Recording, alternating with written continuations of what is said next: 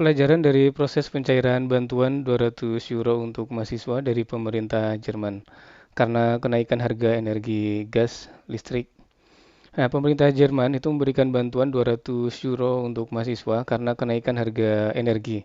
Nah, mekanisme pencairannya itu dengan cara mahasiswa mengajukan permohonan secara online.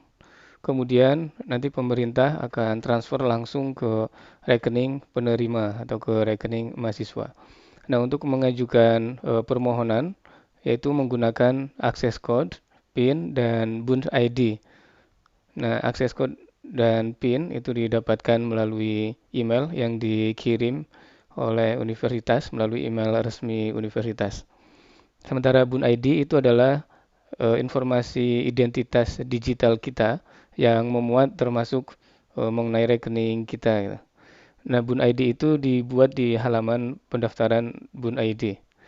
Untuk mendaftar Bund ID, saya lebih memilih menggunakan email waktu itu untuk verifikasi. Jadi buatnya pakai username dan password itu. Nah, sebenarnya lebih direkomendasikan itu kalau menggunakan EID, nah seperti residence permit yang di dalamnya itu sudah ada chip dan itu memuat informasi kita gitu. Nah, tetapi karena harus install aplikasi reader dan lain-lain, jadi lebih memilih username password dengan memberikan informasi email yang valid dan nanti diverifikasi gitu. Setelah kita verifikasi melalui email, nah Bund ID kita nanti aktif dan bisa digunakan untuk mengajukan permohonan. Nah, setelah mendapatkan email konfirmasi bahwa pengajuan kita diterima, nanti kita tinggal menunggu transfer masuk ke rekening kita.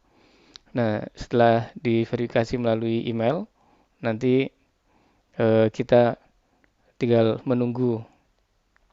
Dalam kasus saya waktu itu apply submit tanggal 6 April untuk apply requestnya dan 11 April itu sudah masuk ke rekening. Nah, dari proses pencairan bantuan dari pemerintah Jerman ke mahasiswa ini ada beberapa pelajaran yang menurut saya itu bagus untuk kita ambil pelajarannya. Yang pertama, pemerintah itu memberikan subsidi ke warga masyarakat termasuk mahasiswa ketika masa sulit. Ketika kemarin harga energi, gas, dan listrik naik. Nah, kemudian yang kedua, institusi pendidikan itu bekerja sama dengan pemerintah dalam mekanisme pencairannya, gitu. Nah, sehingga universitas itu bisa melakukan verifikasi mahasiswa mana yang berhak untuk menerima. Nah, kemudian universitas juga mengirimkan akses code dan PIN melalui email resmi universitas. Ya, pelajaran yang ketiga, penggunaan email resmi universitas itu difungsikan sebagaimana tujuannya, sehingga akan lebih personal dan menjaga privasi gitu. Juga lebih memanfaatkan email resmi. Itu juga berlaku untuk informasi-informasi penting yang lain. Pelajaran yang keempat, data kependudukannya itu tercatat dengan rapi dan terintegrasi dengan identitas yang lain. Jadi bisa dimanfaatkan oleh pihak kementerian yang lain. Yang kelima, fasilitas EID itu difungsikan juga sesuai dengan semestinya, identifikasi identitas secara digital.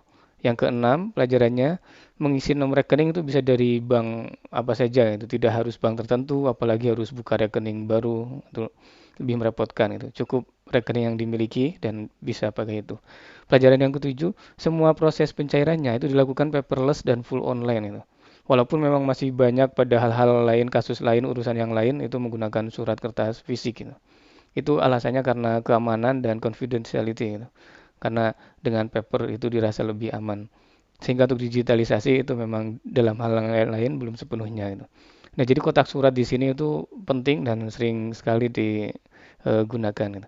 Itu beberapa pelajaran yang bisa diambil dari proses pencairan bantuan 200 euro dari pemerintah Jerman untuk mahasiswa.